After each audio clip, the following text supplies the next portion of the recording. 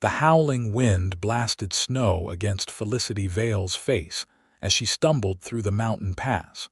Her fingers blue with cold, and her once fine dress offering pitiful protection against the merciless January storm of 1879.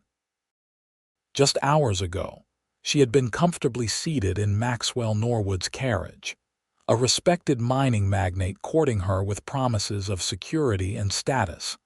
Now, she understood the true nature of the man whose marriage proposal she had rejected. "You ungrateful woman," Maxwell had snarled, his handsome face contorting with rage as he forced her from the carriage. "If you won't be mine, then perhaps the mountains will appreciate your company more than I." His final words cut through her like the bitter wind as the carriage disappeared into the growing blizzard. No one refuses Maxwell Norwood. No one. Felicity's throat burned from screaming after the retreating carriage. The thin shawl wrapped around her shoulders provided almost no protection against the biting cold that seemed determined to claim her life. She had traveled to New Mexico territory, seeking a fresh start after her father's business collapsed back east, leaving her with nothing but her good name and education. Maxwell had seemed like salvation, the prominent mine owner of Lordsburg, who had taken a keen interest in the new schoolteacher. Now, as darkness began to settle over the Sierra Mountains and the snow swirled in increasingly violent patterns, Felicity realized her terrible miscalculation. The pass between Silver City and Lordsburg, treacherous even in fair weather, was becoming her likely grave. Her leather boots, fashionable in town but useless in these conditions, filled with snow as she trudged forward, uncertain if she was making progress or merely walking in circles. "Help!" she screamed, though her voice barely carried beyond her lips before the wind whipped it away. "Somebody please!" Miles away, in a small cabin nestled against the foothills, Morgan Nash pulled his coat tighter around his broad shoulders as he peered through the window at the worsening storm. The experienced cowboy and sometimes tracker had weathered many harsh winters in the territory, but this blizzard was shaping up to be particularly vicious. His weathered face creased with concern as he checked his pocket watch. Nearly 5 o'clock, and the stage from Silver City should have passed through hours ago. "Something ain't right, Ranger," Morgan muttered to his loyal border collie, who whined in response, ears perking up. "I reckon we'd best go check the pass." Morgan had served as an unofficial guardian of these mountains for nearly 8 years, ever since he'd left Texas behind. The locals knew him as a man of few words, but uncompromising integrity, someone who could track anything through the roughest terrain, and who never turned away from those in need. Some whispered that he was running from something in his past, but no one in Lordsburg pried too deeply. His skill with horses, ropes, and guns had earned him respect, and his occasional work for the stage company kept him in good standing. As he readied his horse, a sturdy paint stallion named Diablo Morgan sensed the urgency in the air. The storm was worsening by the minute, and anyone caught unprepared in the pass would be fighting for their life. He secured extra blankets, a lantern, and his medical supplies to the saddle. "Stay, Ranger," he commanded the dog, who reluctantly backed away from the door. "Can't have you freezing out there too." Morgan pulled his hat low, covered his face with a thick scarf, and mounted Diablo. The horse snorted anxiously but responded to his master's confident handling. They set off into the swirling whiteness, the cowboy's experienced eyes scanning for any disturbance in the snow patterns.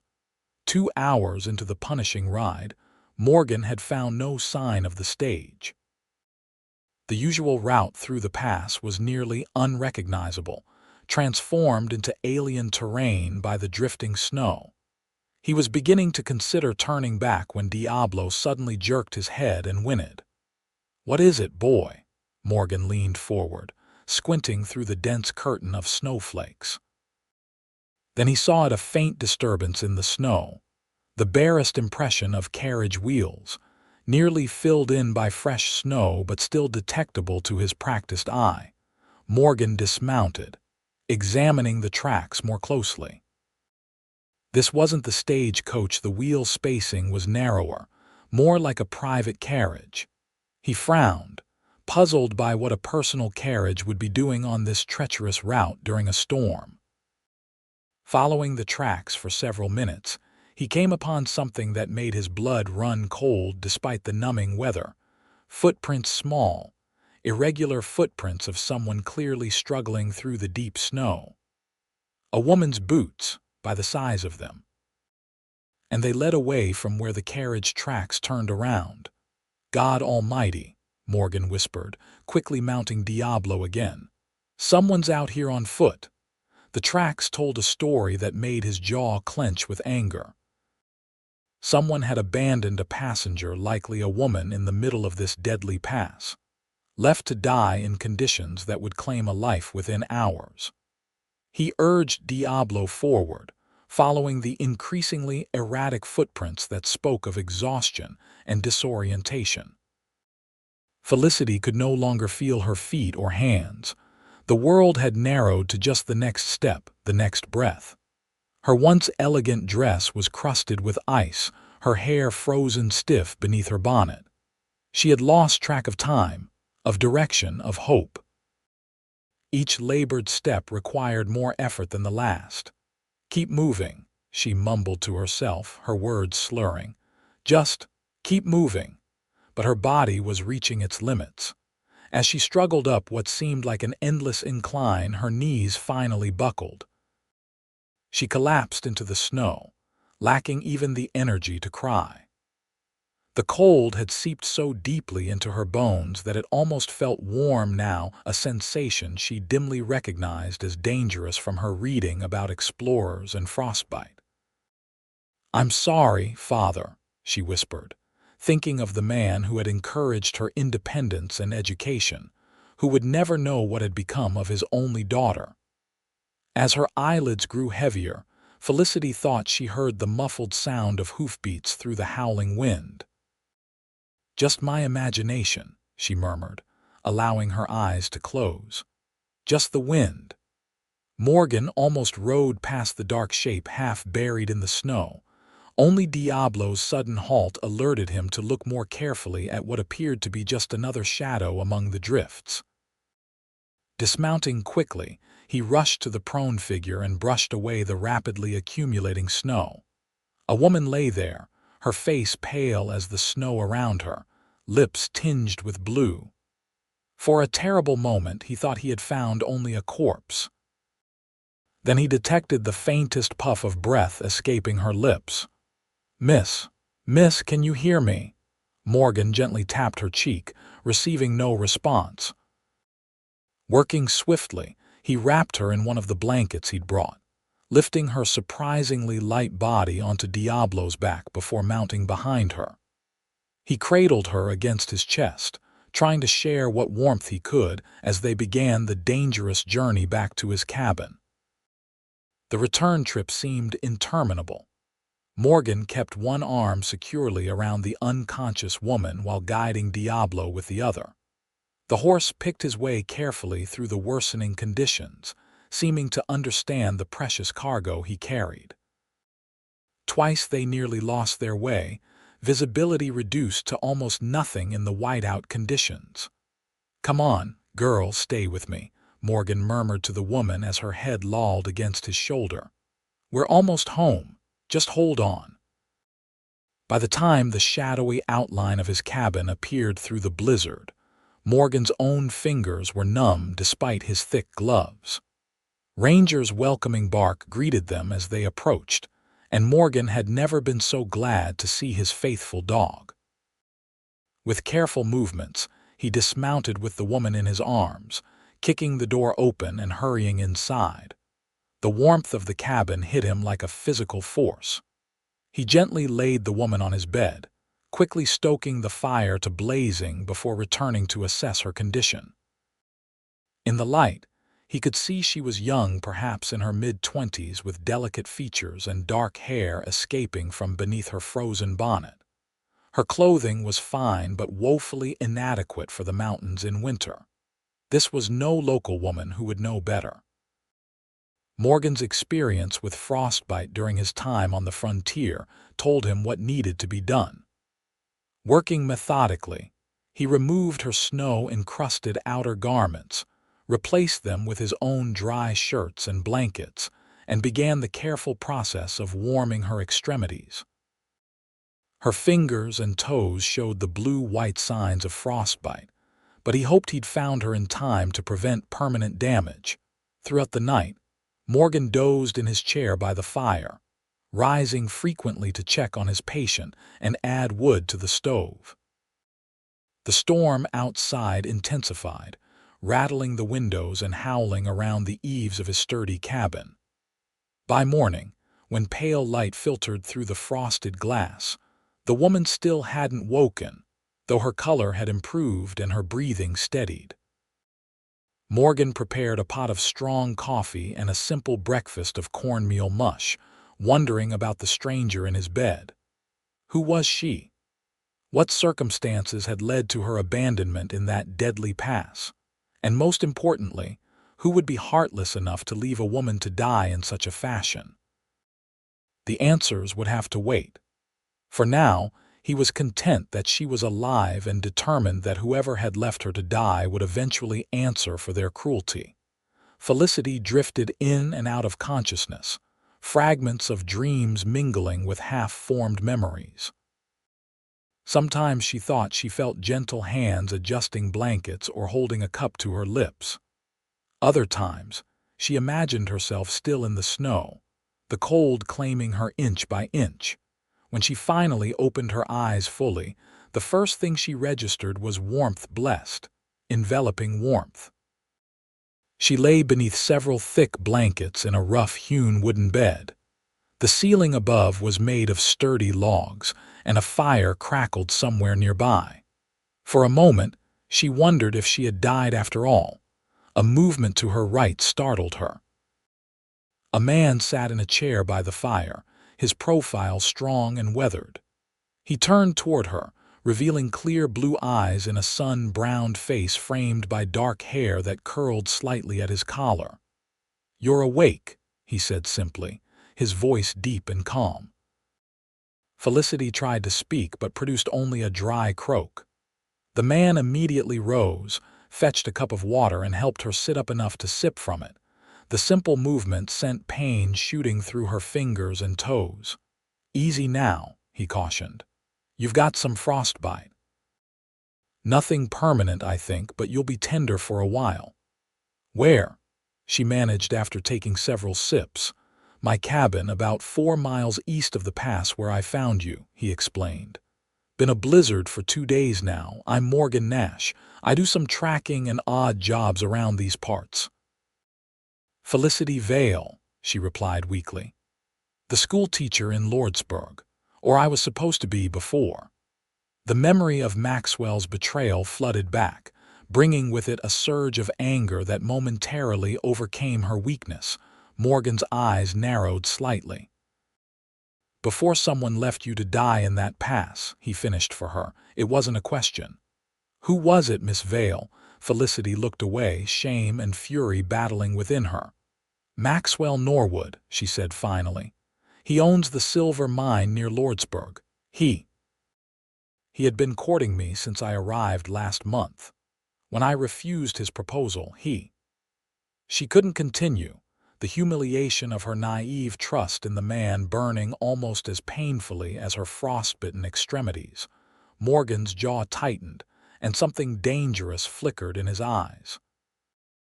"Maxwell Norwood," he repeated, as if committing the name to memory. "I know of him. Never had dealings with the man myself, but his reputation precedes him." "He's very powerful in the territory," Felicity said quietly. "No one would believe me over him." "I believe you," Morgan said simply. "And I reckon evidence doesn't lie. Those carriage tracks tell a clear enough story for anyone who knows how to read them."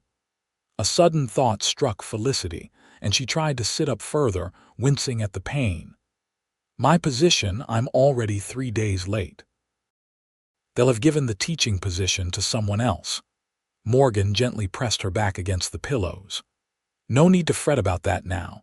Storm's still raging and you're in no condition to travel. When it breaks, I'll get word to town about what happened. For now, you need to rest and heal. Felicity reluctantly settled back, realizing the truth in his words. Outside, the wind howled mournfully, a reminder of how close she had come to death. "Thank you, Mr. Nash," she said softly. "You saved my life." "Morgan," he corrected with a slight smile that transformed his stern features. "And any man would have done the same." "No," she said, holding his gaze. "Not any man would have ridden into that storm looking for strangers. Not any man would have found me under that snow. I owe you everything." Morgan looked uncomfortable with her gratitude. "Let's get some food in you," he said, changing the subject. "Think you can manage some broth?" Over the next 3 days, as the blizzard gradually weakened, Felicity slowly regained her strength. Morgan proved to be an attentive, if sometimes awkward, caretaker, preparing simple but nourishing meals and changing the bandages on her damaged fingers and toes with surprising gentleness. They developed a routine of sorts. Morgan would tell stories of his travels across the territories to distract her from the pain of her healing frostbite, and Felicity would share books she had read or experiences from her life back east. She learned that Morgan had come to New Mexico 8 years earlier, leaving behind a troubled past in Texas that he alluded to but never fully explained. He had worked as a cowhand, a scout for the Army, and occasionally as a tracker for the law when particularly difficult trails needed following. Now he mostly kept to himself, taking odd jobs and helping the stage company monitor the mountain passes. "How did you learn to track so well?" Felicity asked on the third evening as they shared a meal of rabbit stew. Morgan's eyes took on a distant look. "My father was half Cherokee. Taught me to read sign before I could read books. Said a man who couldn't find his way home didn't deserve to leave it in the first place." A rare smile softened his features. "He was a hard man, but a good one. And your mother died when I was young." "Fever took her when I was maybe 7 or 8. Pa raised me alone after that." Felicity nodded, recognizing the familiar pain of loss. "My mother died when I was 12. Father never remarried. He raised me to be independent, scandalously so, according to Boston society." She laughed softly. "He encouraged my education when most men would have focused on finding me a husband." "Sounds like a wise man," Morgan commented, refilling her cup with coffee. "He was. He died last year. His business failed, and I think the shame was too much for his heart." Felicity's voice grew quieter. "There was nothing left for me there, so when I saw the advertisement for a teacher in New Mexico territory, it seemed like fate." "And then you met Norwood," Morgan supplied, his tone hardening. Felicity nodded, embarrassment coloring her cheeks. "He seemed so charming at first. Cultured, well-spoken, different from the other men in town. He showed interest in my ideas for the school, offered to donate books and supplies." She shook her head ruefully. "I was so naive. I never realized his generosity came with expectations until he proposed and became furious when I said I needed time to consider." Morgan's hand tightened around his coffee cup. "A man who'd leave a woman to die for refusing him isn't worthy of the name. What will happen when we reach town?" Felicity asked, suddenly fearful. "He'll deny everything. He'll say I'm lying." "We have truth on our side," Morgan said firmly, "and I mean to see justice done." The storm finally broke on the morning of the 4th day. Felicity stood at the cabin window, marveling at the transformed landscape. Every tree, every rock was coated in sparkling white, beautiful yet deadly. Her fingers and toes still ached, but Morgan had assured her that she would heal completely in time. "We can leave tomorrow if you feel strong enough," Morgan said as he prepared his horse for a brief scouting trip. "The trail should be passable by then." Felicity nodded, though a part of her was reluctant to leave the safety of the cabin and the easy companionship they had developed. Morgan had been nothing but respectful, sleeping on a pallet by the fire while she took his bed. But there was an undeniable connection growing between them, one that both surprised and intrigued her. While Morgan was gone checking the trails, Felicity busied herself preparing a more elaborate meal than their usual fare, using the last of his supplies to create a stew that simmered promisingly on the stove. When he returned, brushing snow from his coat, the appreciation in his eyes at her efforts gave her a warm feeling that had nothing to do with the fire. "Smells like heaven," he said, hanging his hat by the door. "It's the least I can do to thank you," she replied, suddenly shy under his gaze. They ate together in comfortable silence, the only sounds the crackling of the fire and the occasional contented sigh from Ranger, who lay hopeful for scraps at their feet. As Morgan cleared the dishes away afterward, he seemed preoccupied, his brow furrowed in thought. "Something troubling you?" Felicity asked. He hesitated, then sat across from her at the table. "Been thinking about Norwood. Men like him, with money and influence, they don't always face consequences the way they should." Felicity's stomach tightened. "You think he'll go unpunished?" "I think we need to be careful how we proceed," Morgan said carefully. "Going directly to the sheriff might not be the best approach. Norwood has friends in high places." "Then what do we do? I can't let him simply get away with this," Felicity said, her voice rising with indignation. "We need evidence beyond your word and my tracking. We need witnesses who saw you leave with him, perhaps the carriage driver if he wasn't Norwood himself." Felicity considered this. "There was a driver, one of his employees, I believe, and we left from the hotel dining room in Silver City. Several people saw us depart together." "Good," Morgan nodded. "That's a start, and I want to photograph those tracks before they're completely gone, though the new snow has probably obscured much already." "Photograph? You have a camera?" "No, but I know someone in Lordsburg who does. Jackson at the newspaper. He's an honest man who'd be mighty interested in a story about the town's leading citizen attempting murder." Felicity's eyes widened. "You would make this public?" "Sometimes the only justice available is the judgment of one's peers," Morgan said grimly. "If the law won't hold him accountable, perhaps public opinion will." As they discussed strategy late into the evening, Felicity found herself watching Morgan's face in the firelight, the determined set of his jaw, the intelligence in his eyes, the unexpected gentleness in hands that had clearly known hard work. He was unlike any man she had ever known, without pretense or artifice. When they finally prepared for sleep on their last night in the cabin, Felicity found herself reluctant to see this chapter end. "Morgan," she said softly as he arranged his pallet by the fire, "I want you to know that whatever happens in Lordsburg, I will never forget what you did for me." He looked up, his blue eyes reflecting the dancing flames. "I haven't done anything special, Miss Vale." "Felicity," she corrected with a small smile. "And you have. You've reminded me that there are good men in this world when I was beginning to doubt it." Something shifted in Morgan's expression, a softening, a vulnerability that he quickly masked. "Get some rest," he said gruffly. "We've got a long ride tomorrow." Morning brought clear skies and bright sunshine that made the snow-covered landscape blindingly beautiful. Morgan saddled Diablo while Felicity, dressed in her own clothes that had been carefully dried and mended, packed the few possessions she had with her when abandoned.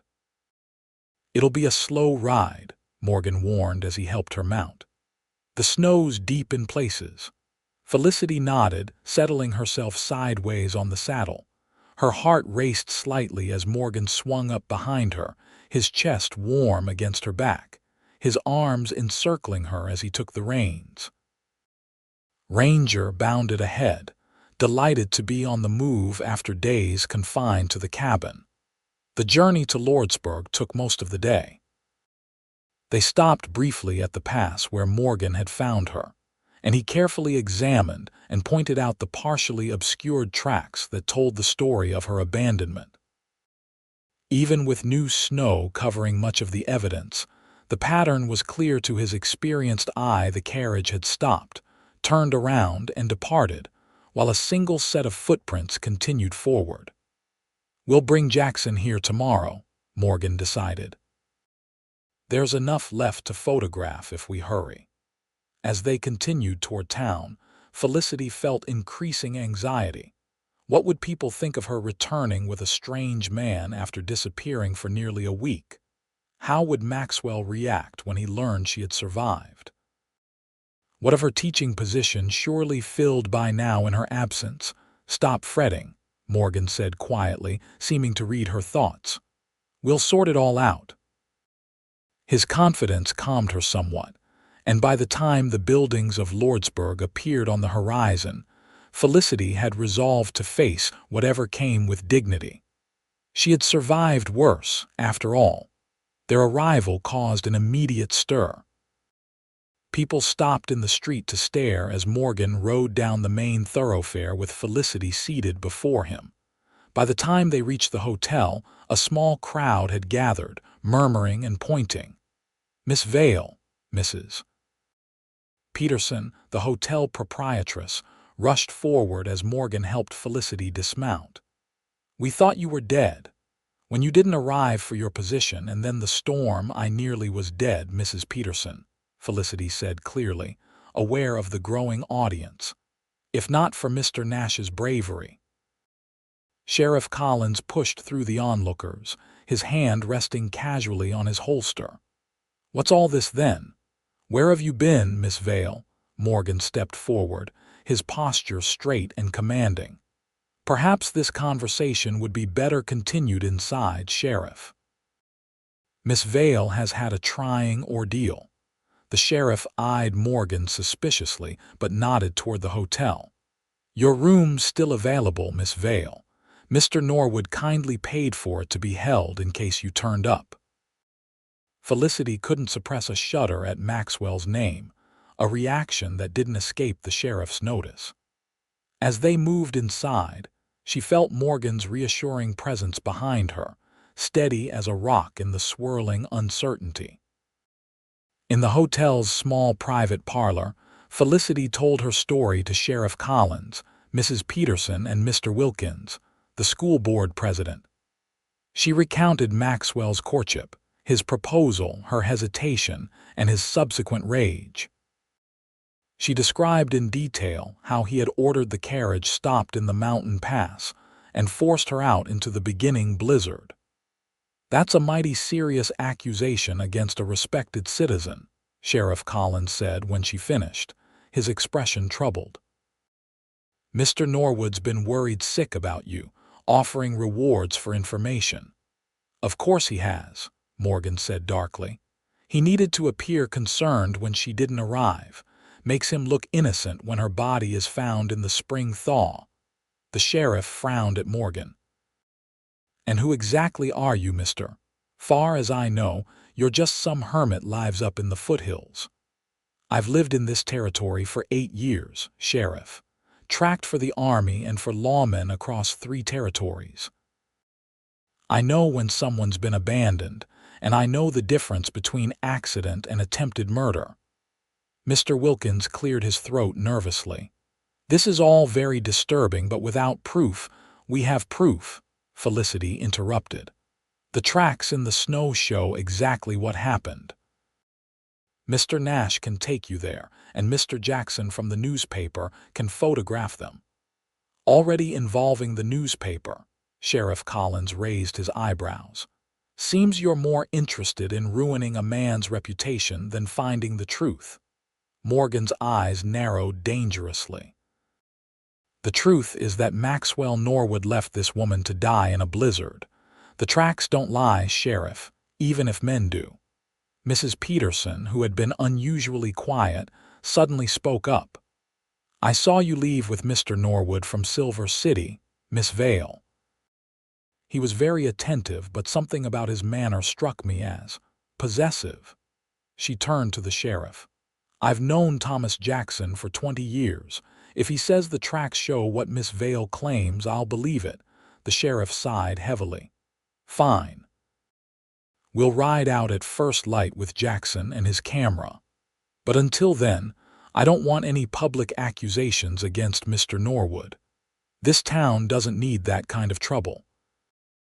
After the sheriff left, Mr. Wilkins awkwardly informed Felicity that her teaching position had indeed been filled 3 days earlier when she failed to arrive.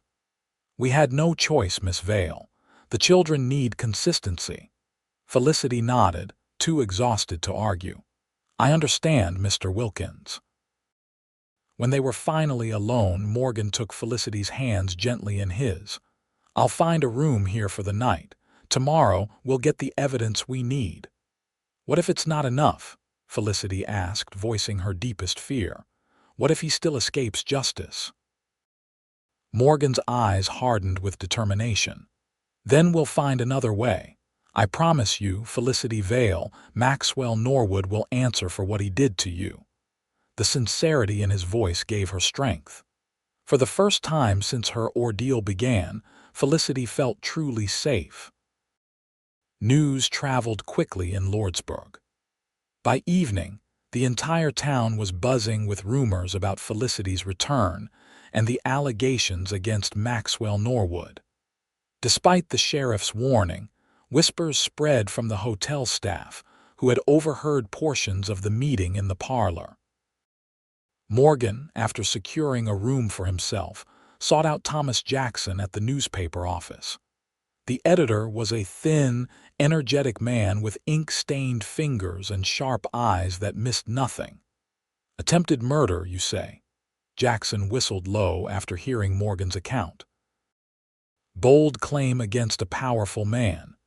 It's the truth, Morgan stated firmly. Tomorrow morning I can show you the proof in the snow. If we hurry, there should be enough left to photograph.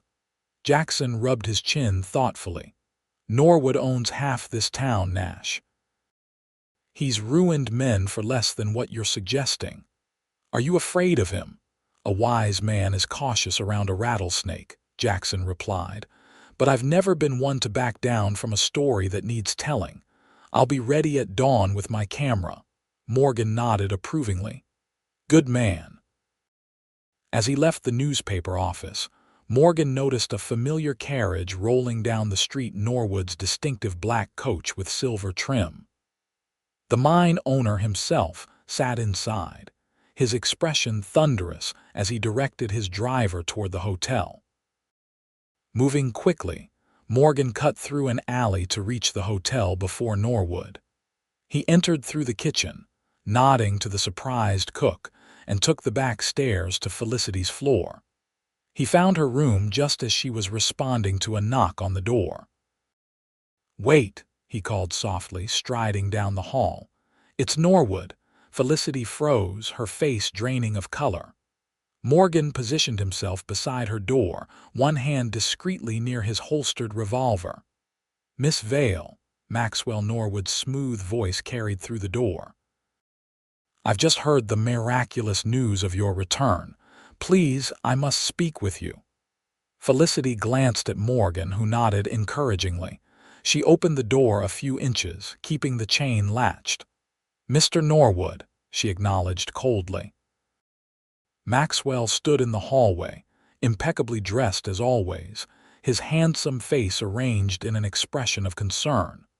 Only his eyes betrayed his true feelings, cold and calculating as they assessed Felicity. My dear, I've been beside myself with worry, he began. When you disappeared from the carriage during our return from Silver City. I did not disappear, Felicity interrupted, her voice steady despite her racing heart. You forced me out and left me to die in that blizzard. Maxwell's expression didn't change, but his voice dropped lower, taking on a menacing quality. "Be very careful with such absurd accusations, Miss Vale. My driver will testify that you demanded he stop the carriage, claiming you needed air. When he checked moments later, you had wandered off. We searched for hours before the storm forced us to seek shelter." "That's a lie," Felicity stated firmly. "It's your word against mine," Maxwell countered smoothly. "And I think we both know whose word carries more weight in this territory." He leaned closer to the door.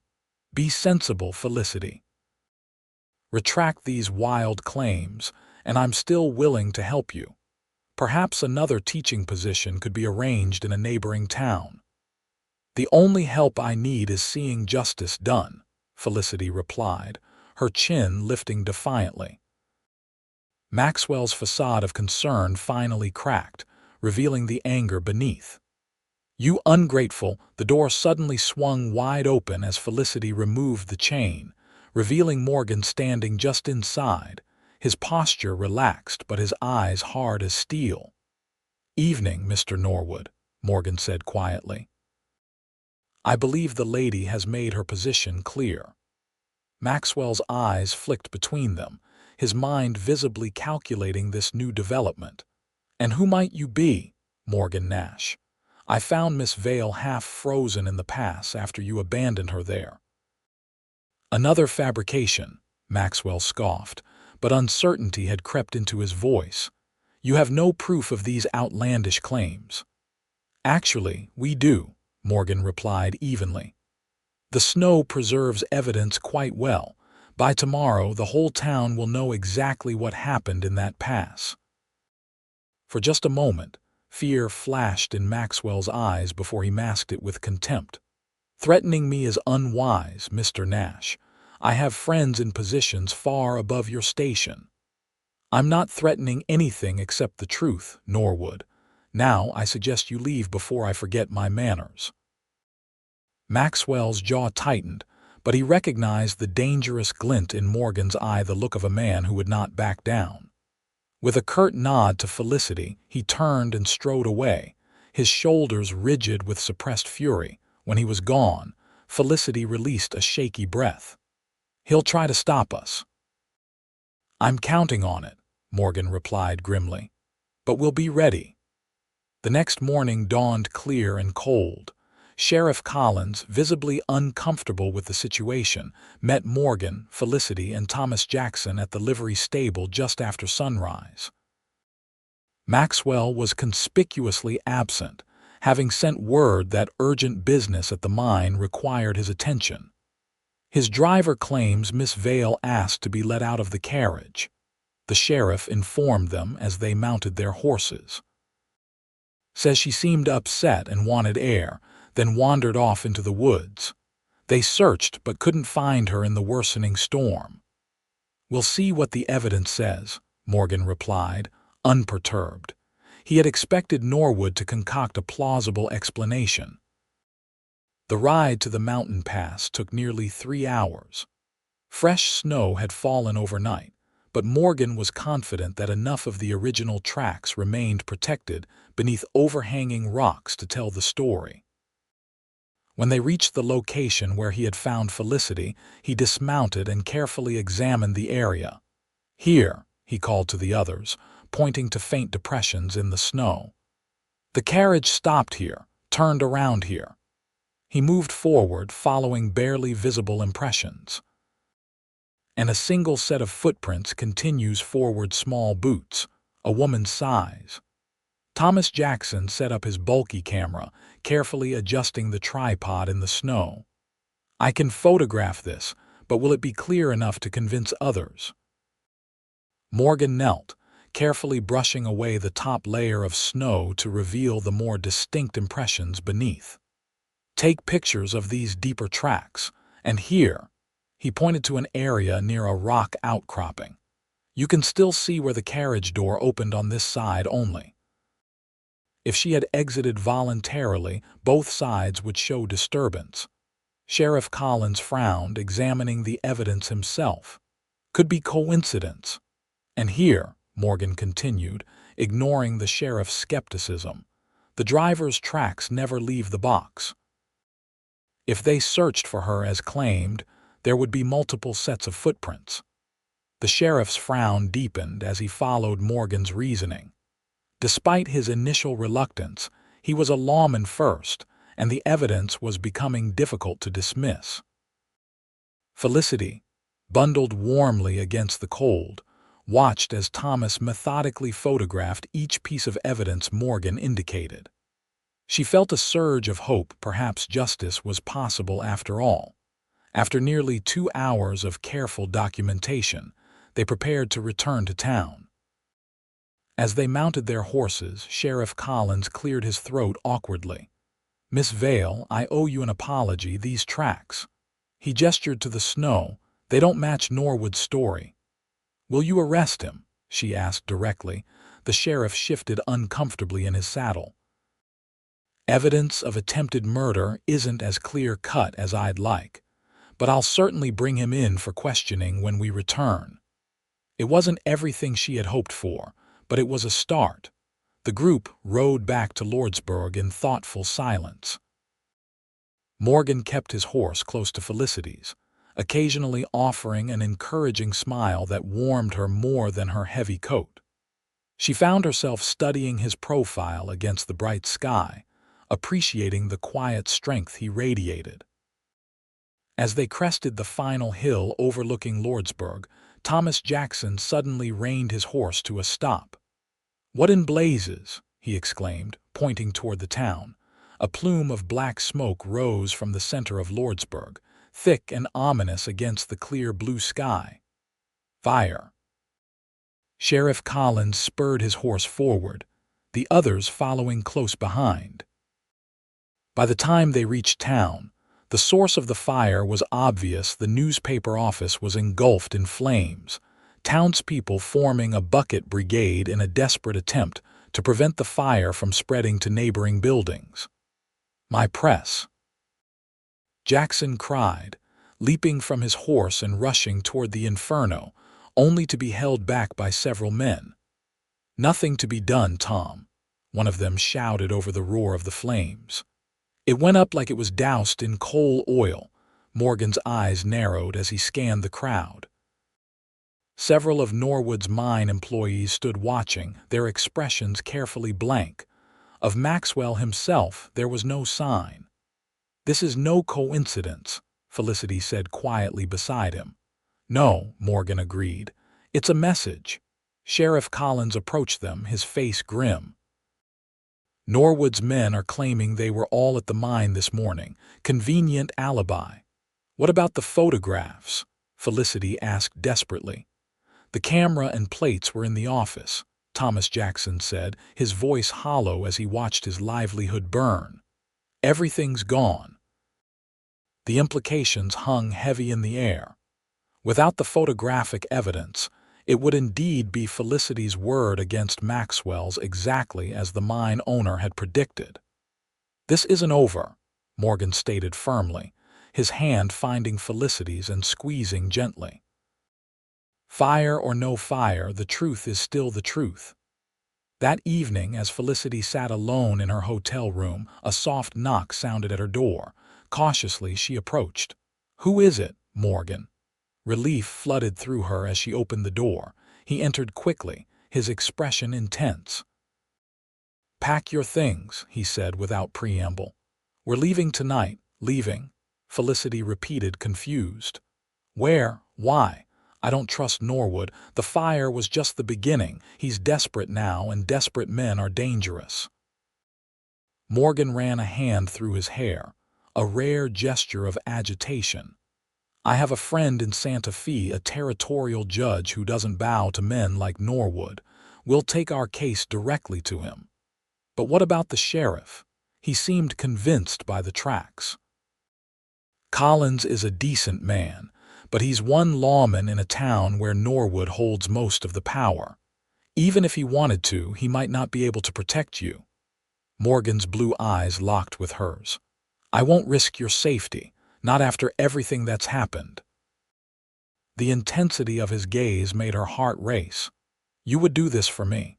Leave your home. My home is just a cabin, Felicity. It can be rebuilt. His voice softened. Your life can't be replaced. The simple sincerity of his words touched her deeply. In the short time they had known each other, this quiet cowboy had shown her more loyalty and concern than she had experienced from anyone since her father died. "When do we leave?" she asked, making her decision. "Midnight. The moon's bright enough to travel, and we'll have hours before anyone realizes we're gone." He hesitated, then added, "It won't be easy. We'll be traveling rough for several days." Felicity smiled. "After surviving a blizzard, I think I can manage a few difficult days of travel." Morgan's answering smile transformed his serious face. "I believe you can." Under cover of darkness, they slipped out of Lordsburg. Morgan had arranged for fresh horses, not wanting to risk using his own recognizable paint stallion and basic supplies. Ranger trotted faithfully beside them as they took a little used trail heading northeast. "Norwood will expect us to head due north toward Santa Fe," Morgan explained as they rode through the moonlit landscape. "We'll circle east first, through country he won't think to search." Felicity nodded, trusting his expertise. Despite the circumstances, she felt a strange exhilaration as they traveled through the silver-washed night. She was free not just from Maxwell's machinations, but from the constraints that had defined her life before. Out here with Morgan, she was simply herself, neither a proper Boston lady nor a vulnerable frontier schoolteacher, but a woman discovering her own courage. They made camp shortly before dawn in a sheltered arroyo, far from any established trail. As Morgan built a small, nearly smokeless fire, Felicity marveled at his efficiency, every movement purposeful, every decision carefully considered. "Where did you learn all this?" she asked as he prepared coffee in a battered tin pot. "Life," he answered simply. "Been on my own since I was 17. You learn what works and what gets you killed pretty quick." "And what brought you to New Mexico?" Morgan was silent for a long moment, staring into the small flames. "Trouble in Texas," he finally said. "I killed a man, the son of a wealthy rancher. He was beating a young Mexican girl half to death. I intervened and he drew on me." His eyes met hers across the fire. "I was faster. Self-defense," Felicity said softly. The law might have seen it that way, but his father had 3 counties in his pocket. "I had a choice between running or swinging." He shrugged. "I chose to run, built a new life here." Felicity absorbed this information, understanding now why Morgan kept to himself, why he was so attuned to the dangers posed by powerful men like Maxwell. "Thank you for trusting me with that," she said. His eyes softened. "Get some rest, Felicity. We have a long ride ahead tomorrow." For 5 days they traveled through the rugged New Mexico landscape, keeping to obscure trails and camping in hidden locations. Morgan proved to be not just a skilled tracker, but a fascinating companion. He knew the history of the land they traversed, pointing out ancient pueblos and explaining the natural features that had shaped human settlement for centuries. Felicity, in turn, shared stories from her life in Boston, her education at a progressive women's academy, her father's support of her intellectual pursuits, her love of literature and science. Morgan listened with genuine interest, occasionally asking questions that revealed his own quick intelligence beneath his unassuming exterior. On the evening of the 5th day, as they sat beside their campfire in a protected canyon, something shifted between them. Perhaps it was the way the firelight gilded Felicity's dark hair, or how Morgan's smile seemed to come more easily now. Whatever the cause, when their hands touched as they both reached for the coffee pot, neither pulled away immediately. "Felicity," Morgan said, his voice lower than usual. "When this is over, when Norwood faces justice, what will you do?" She considered the question seriously. "I don't know, My teaching position is gone. I have little money left." She smiled ruefully. "Perhaps I'll become a notorious newspaper writer exposing the misdeeds of powerful men." "You'd be good at that," he said with a soft laugh. Then, more seriously, "You could stay. In the territory, I mean. Where Lordsburg won't welcome me back after accusing its leading citizen of attempted murder." Morgan's eyes held her steadily across the flames. "I was thinking somewhere nearer to Santa Fe. There are smaller settlements that need good teachers." He hesitated. "And I was considering relocating myself. My cabin holds too many eyes on it now." Felicity's heart quickened at the implication in his words. "Are you suggesting we both start fresh?" "Somewhere new, I'm suggesting," he said carefully, "that I've come to care for you, Felicity Vale, more than I expected, more than might be proper given how short a time we've known each other." The honesty in his voice touched her deeply. "Time is a poor measure of connection, Morgan. In the past week, you've shown me more of your true character than Maxwell revealed in a month of courtship." She took a deep breath. "And I've come to care for you too." Morgan moved around the fire to sit beside her, his weathered hand gently taking hers. "I have nothing to offer except myself, a man with a troubled past and uncertain future." "That's more than enough," she whispered, and when he leaned forward to kiss her, she met him halfway. The kiss was tentative at first, then deepening with unexpected passion. When they finally drew apart, both were breathing quickly, a new awareness humming between them. "We should rest," Morgan said reluctantly. "We'll reach Santa Fe tomorrow if we push hard." Felicity nodded, though sleep seemed impossible with her heart racing so. As they prepared their bedrolls on opposite sides of the dying fire, she found herself thinking of the strange path that had led her here, how Maxwell's cruelty had ultimately led her to a man whose quiet strength and integrity outshone all the mine owner's wealth and polish. Santa Fe bustled with activity when they arrived the following afternoon. The territorial capital was larger and more developed than Lordsburg, with adobe buildings lining the central plaza and a diverse population that included long-established Hispanic families, Anglo merchants, and Native Americans from nearby pueblos. Morgan led them directly to a modest home on the outskirts of town, where Judge William Foster, a stern-faced man with kind eyes, listened carefully to their story. Unlike Sheriff Collins, the judge showed no hesitation in believing Felicity's account, particularly when Morgan described the evidence he had found in the snow. "Norwood's reputation has reached even Santa Fe," Judge Foster said grimly. "This isn't the first troubling story I've heard about the man. Unfortunately, without physical evidence, securing a conviction for attempted murder would be difficult." "What about the arson at the newspaper office?" Felicity asked. "Surely that's suspicious." "Suspicious, yes. Provable." "That's another matter." The judge stroked his beard thoughtfully. "However, there may be another approach. Norwood's mine operations have long been rumored to skirt territorial regulations. Perhaps it's time for an official inspection." Morgan leaned forward. "You would use mining violations to bring him down?" Al Capone was ultimately imprisoned for tax evasion, not his more violent crimes, the judge said with a slight smile. "Sometimes justice must take unexpected paths." For the next 2 weeks, Felicity and Morgan remained in Santa Fe as guests of the judge while he set his plan in motion.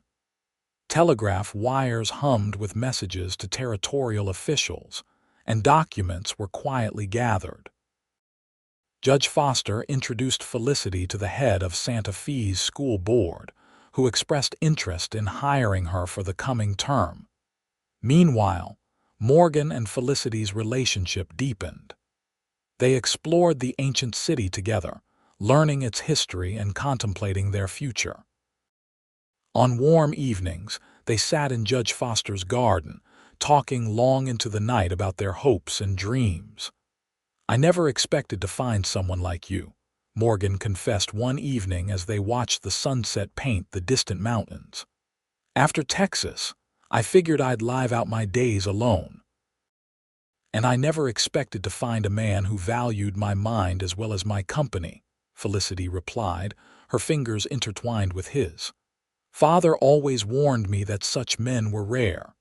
Your father sounds like a wise man. I wish I could have met him. He would have approved of you," she said softly. "He valued honesty and courage above all else." On the 17th day of their stay, a telegram arrived from Lordsburg that changed everything. Judge Foster called them into his study, his expression unusually animated. "It seems," he said, waving the telegram, "that Maxwell Norwood has fled Lordsburg. When federal mining inspectors arrived unexpectedly, he apparently panicked, emptied his accounts, and disappeared in the night." "Fled," Felicity repeated, stunned. "What about justice?" "A man on the run is his own punishment," the judge replied. "And the inspectors found enough violations to ensure that even if he resurfaces, his mining empire is finished. Unpaid wages, dangerous conditions, fraudulent claims, the list is extensive." Morgan took Felicity's hand. "It's over. He can't hurt you anymore."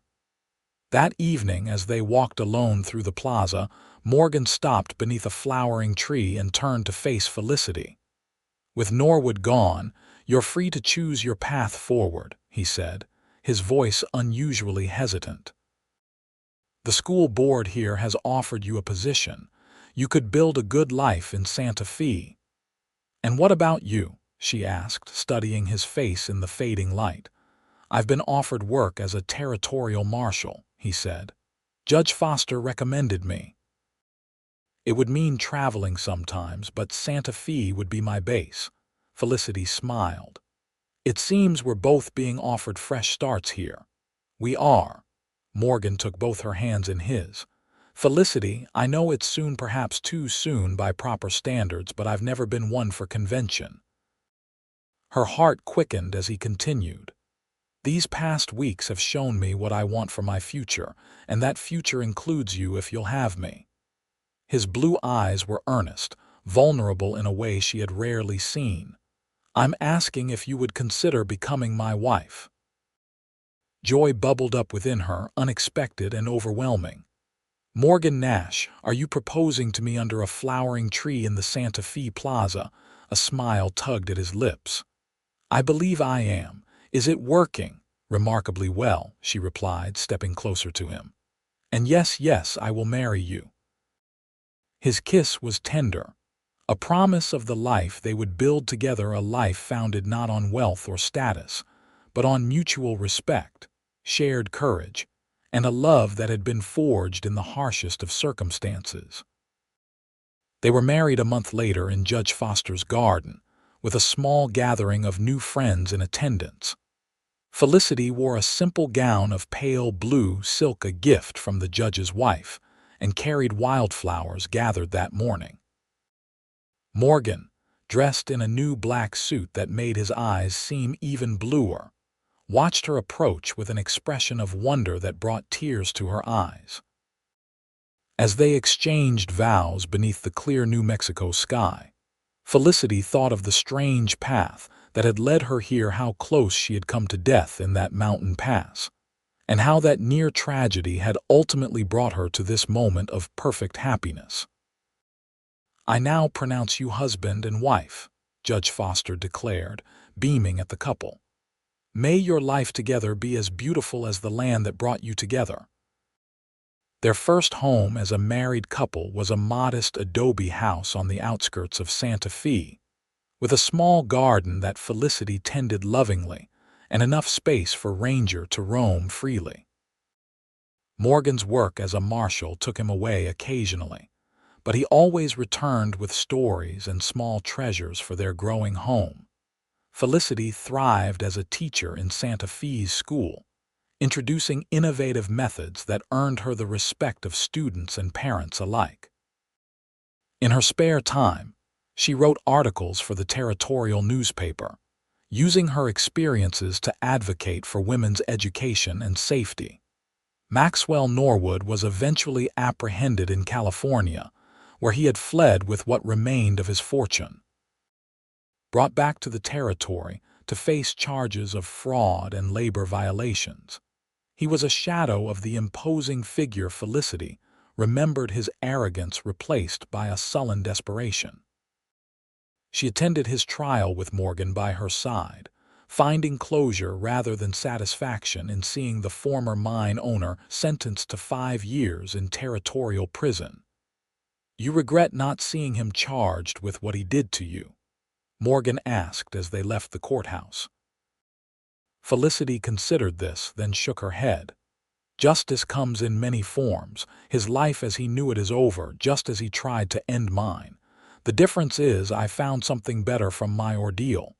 She squeezed his hand. "I found you."